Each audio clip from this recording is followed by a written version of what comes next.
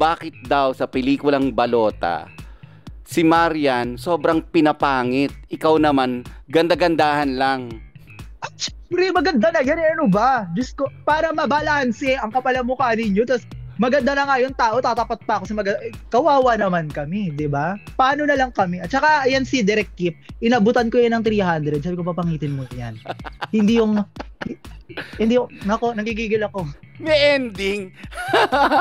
May pa-ending. O, ito. Anong masasabi naman ni Chicana tungkol sa mga marites na kapitbahay na laging nagbabaranggayan? Ay, maganda yan. Kapag may nagbabarangay ng marites, lumalago ang kanilang ekonomiya kasi yung mga nabarangay na ichichismis din yung sa kabilang barangay or kabilang purok. So yes, buhay ang ekonomiya nila. So yes, ganyan talaga, ichichismis sila ng bawat isa. Tama yan. Tama lang, tuloy nyo lang. Tama yan. Oo. Sistema yan na hindi ko na mabubuwang.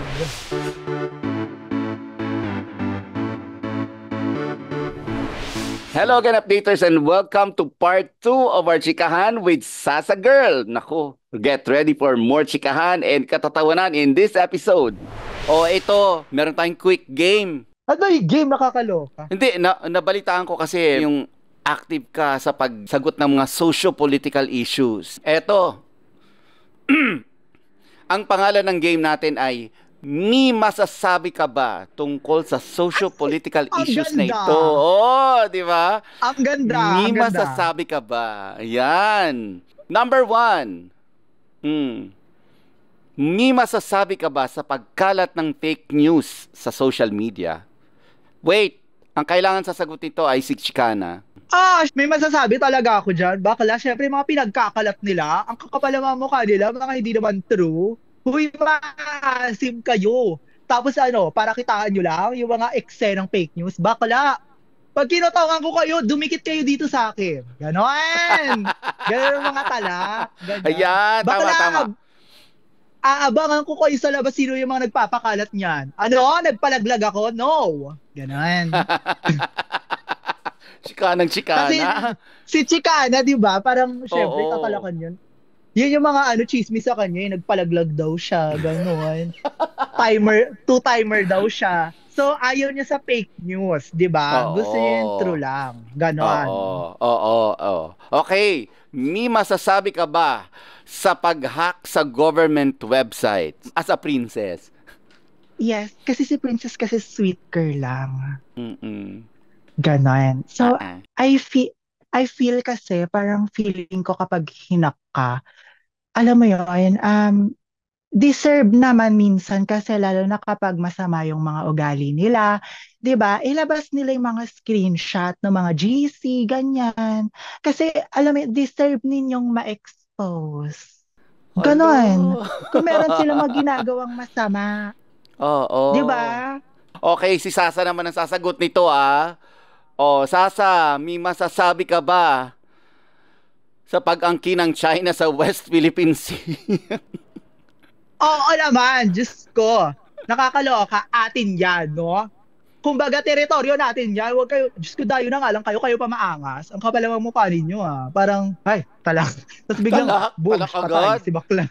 Oo. Yun nga, sabi ko, parang ang tawag dito, basa ko yan, Diyos ko. Kawawa naman yung mga natin, yung mga tao natin dyan sa West Philippine Sea, Diyos ko. Nagkaroon na ng di ba yan? Parang decision yan sa international court, tapos ng bakla, ayaw nila irespeto. So for me, dapat talaga ipaglaban natin yung sa atin. Dahil bakla, kung sa'yo yan, bakla, wag mong papaagaw.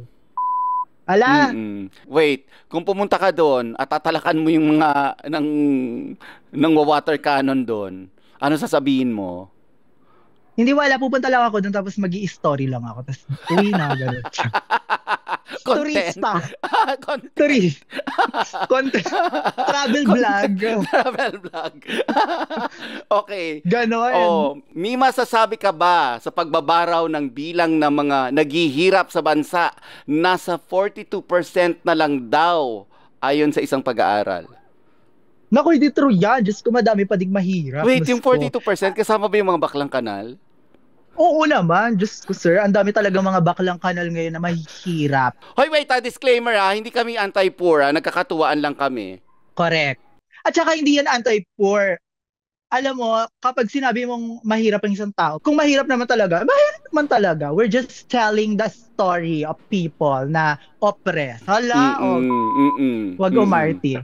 Pero yun nga, for me, sabihin natin bumaba. Pero naman yun kung bumaba, marami pa rin naghihirap. At saka alam mo yun, dapat talaga isentro yung tulong sa mga bakla, sa mga mahihirap ngayon. Kasi alam mo yun, gets ba, madami pa din talagang hirap at kapos. At alam mo yun, yung mga eme-eme lang na mga proyektong binibigay, tapos dun, makapag-post sila, parang kala mo talaga, kinayaman ng mga tao. Like, alam mo yung utang na loob pa. Di ba? Malala. Eto pa. Wait lang. Oo, may masasabi ka ba dahil may dagdag daw na 35 pesos na sahod sa manggagawa sa NCR? Maliit naman, Diyos ko. Wait, nadagdagan ba ng 35 pesos yung mga sweldo natin? Ay, hindi ko rin alam, nakakaloka. Diyos ko, parang feeling... Yung kinita mo sa balota, nadagdagan ba ng 35 pesos? Ay, hindi ko nga rin daw masyado, nakakaloka. Ala! Oo. Hindi, wala. Parang feeling ko, at saka Diyos ko, 35 pesos yan, mama. Parang... Hindi naman sabihin na inaano ko lang yung 35 pesos, pero taasan-taasan naman nila na mas malala, di ba? Diyos ko, pero ang hirap talaga ang 35 pesos, di ba? At least pamasahin na nila yun for the day. Ayun nga. In fairness naman, at least may tumaas. In a way. Pero alam mo yun, it's a long way, kumbaga. It's a long way. Pero totoo yan, malala. Kasi tataasan nga nila ng 35 pesos, pero mas malala yung taas ng mga pamasahe, di ba? Gets ba? Yung parang dapat tataas din naman lahat. Balance dapat. Pero good thing na tinataas. Dapat lang naman itaas. Kasi malala yung effort natin. Ganon! Oo. Sana in a perfect world, tumataas yung sweldo, tapos bumababa yung bilihin. Correct. Paano nga ba yun? Diyos ko, mahirap yung math dito ha. Nakakaloka. Ito, ito controversial to eh. May masasabi ka ba, tulong ba o perwisyo ang pogo sa bansa? Parang feeling ko slight perwisyo yan.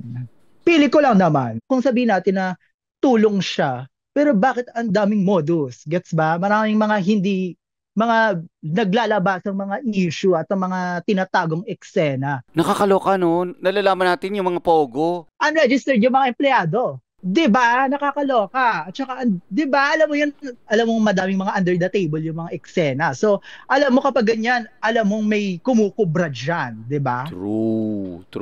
'Di ba? So, yung mga ganyan dapat talagang iniimbestigahan yan, Day. Diyos ko, eto ang mga maliliit na online seller nga lang, ang daming pag-iimbestigang ginagawa. Yung pa kayo mga pogo na yan, dapat malalayan dapat. 'Di ba? Tama. Tama ka doon. Oo. Di ba yung mga online seller nga, Diyos ko, baka makabantay ang gobyerno, kala mo naman, ang laki naman pagkikita. Yung mga pogo nga, Diyos ko, ang tagal na yan dyan. At illegal pa yung marami sa kanila. Marami, nakakaloka. Ito malapit sa iyo to eh. May masasabi ka ba tungkol sa diskriminasyon sa LGBTQIA+? Ay, pasabog naman yung tanong. Oh my God, this is diba, the pang final question and answer, di ba? Correct. Eto nga. What can you say about the current situation in the discrimination against LGBTQIA+ community? Yes, sa mga nakshi kong nanonood, mga kapuso. Yes. Ang masasabi ko lang po, malayo na ang narating natin. Marami na po nagbago. Marami na pong nangyari. Marami na pong pagtanggap na nagawa. Pero malayo pa ang ating kailangan ratingin sa ating komunidad, sa pag-accept nila sa ating mga karapatan, at higit sa lahat sa pag-accept nila sa pagkatao at sexualidad natin. Dahil tayo ay tao lang din naman at ang mundong ito ay shared world. Kumbaga, ikaw, ako, wala tayong choice kung hindi magsama-sama dito. So, sinong mag-a-adjust? Ako ba? Hindi. Kayo. Ay!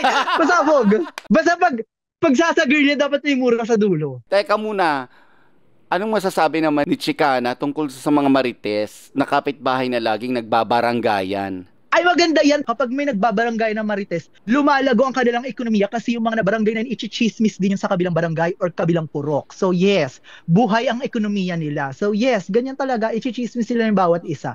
Tama yan. Tama lang, tuloy nyo lang. Tama yan. Oo. Sistema yan na hindi ko na mabubuwag. Ito, ganon. Sasa, anong masasabi mo doon sa mga taong pangit na pangit sa sarili nila? Ay, ayun naman. Alam mo, eto mga nakshi, talagang pumasok ako sa industriyang ito. Ayun, pumasok ako sa industriyang ito. Dahil gusto kong patunayan isang point lamang na lahat tayo maganda. Kahit gaano ka pa kaasim, gaano ka pa katsaka ang iyong features, ilaban mo yan. Dahil ako naniniwala ako, may ganda ka, lalong-lalo na kapag tinanggap mo kung ano ka. Ganon. Dahil kakaiba ka, hindi ka lang basta nag-iisa. Marami tayo. At ang maraming ito, kapag tinanggap ang kanilang ganda, makakapag-set tayo ng bagong standards na kokopyahin nila. Uy, Atake, di ba? ganda. Ito naman, sige. Tama yun. Ito mahirap to ah. Anong masasabi mo? May masasabi ka ba tungkol sa mga taong gandang-ganda sa sarili nila? Ay, well, ito naman masasabi ko sa mga taong gandang-ganda sa sarili nila. Kung maganda ka talaga at gandang-ganda ka sa sarili mo, okay, go, laban mo yan. Pero kung hindi naman, ino-OA mo lang. Diyos ko, wag mong paparinig sa akin yan, sasampaling kita. Ang sama na ugali. Sama na ugali. Pag nahuli mo yung pika ko, sinasabi ko sa'yo, Diyos ko, ha? Mag-emergency room ka biglaan. Ganon. Oo, ito huhuli ko na itong tanong kasi ito, tanong to ng netizens. Bakit daw sa pelikulang Balota, si Marian sobrang pinapangit, ikaw naman ganda-gandahan lang? At syempre, maganda na yan. Ano ba? Diyos ko, para mabalanse ang kapal ng mukha ninyo. Tapos, maganda na nga yung tao, tatapat pa ako sa kawawa naman kami, di ba? Paano na lang kami? At saka, ayan si Direk Kip, inabutan ko yan ng 300. Sabi ko, papangitin mo yan. Hindi yung, nako, nagigigil ako. Pag ako, mag-walk out ako sa set na to pag maganda yan. Sorry. Pero hindi, alam mo, pinapangit na. Ganda pa din. Yun nga yung sinabi ko sa kanya nung pinakita niya sa akin yung picture. Sabi niya, alam mo, pinapangit ako dito. Tapos sinabi kong galos. Tignan ko, gulo-gulo yung buhok. Ginulo lang yung buhok. Tapos ang ganda pa rin. Sabi effort ko, yun, ma. Like, hindi yun. Asa ng hustisya, Marian? Sabi ko, asa ng hustisya? Walang ganun. Diba? Doon ko masasabi talaga na may kalawang yung jeans namin. Kasi bakit ganoon? Ako pag magpawis lang ng onti, ang baho na tingnan. Pero siya, nilagyan na ng kung ano-anong grasa. Diyosa pa din. Oo. Kakatawang kita, may. Ay nako. Oo, eto Sasa. Ikaw naman yung magtatanong sa akin ng isang tanong. Ay, pasabog naman. Oo. Okay. Okay, eto. Ang tawag Mahirapan dito, ah. ang lagi nating nakikita, ang Nelson Canlas. 'Di ba? Sa news, ganyan, sa mga chikahan. At ngayon, napapakita na ang personality niya na mas malala. 'Di ba? May balak ka bang mag-artista? Alam mo, wala. Ano? Bakit hindi ako marunong umarte. Number one. Maging talk show host at least. Kung may mag-o-offer, ba't hindi, di ba? Oh. Ay, parang laban niya. Oo, kasi parang laban magagawa niya. ko naman nandito sa podcast, 'di ba? Prangkahan na, 'di ba? At saka, 'di ba? Aminin mo, 'di ba? Isang oras na tayo halos nag-uusap, naramdaman mo nag-i-interview tayo, 'di ba? Parang tayo nagchichikahan. Correct.